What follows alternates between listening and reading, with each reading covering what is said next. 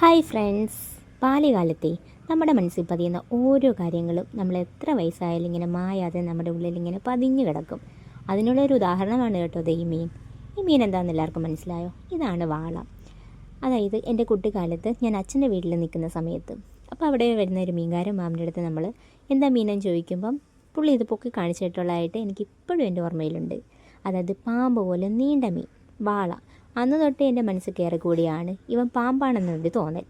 അതുകൊണ്ട് ഇപ്പോഴും ഈ മീനിനോട് എനിക്കൊരു വെറുപ്പ്. ഈ മീനോട് മാത്രമല്ല കേട്ടോ, പാമ്പെന്ന് പറയുന്ന വർഗ്ഗത്തോടും ഭയങ്കര വെറുപ്പാണ് എനിക്ക്. അപ്പോൾ എന്തായാലും കാര്യത്തിലേക്ക് കിടക്കാം. ഇത് കൊഞ്ച്. ഞാൻ വാള കഴിക്കാത്തതുകൊണ്ട് മീൻകാരൻ മാമൻ എനിക്ക് കുറച്ച് കൊഞ്ച് തരികയുണ്ടായി. ഇത് വറുത്താൽ നഷ്ടക്കൊള്ളാമെന്നറിയാവുന്നതുകൊണ്ട് തന്നെ ഞാനത് റോസ്റ്റ് ചെയ്യാൻ തീരുമാനിച്ചു.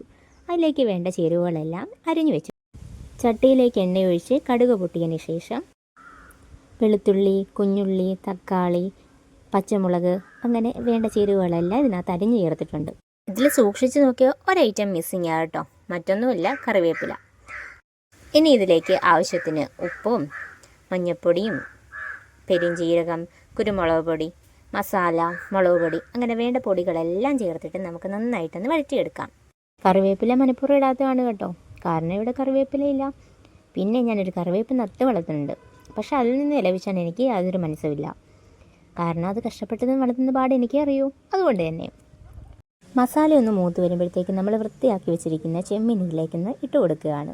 പിന്നെ നന്നായിട്ടൊന്ന് ഇളക്കണം. പിന്നെ ആവശ്യത്തിനുള്ള വെള്ളവും കൂടെ ചേർത്ത് നമുക്കൊന്ന് വേവിക്കാൻ വെക്കാം.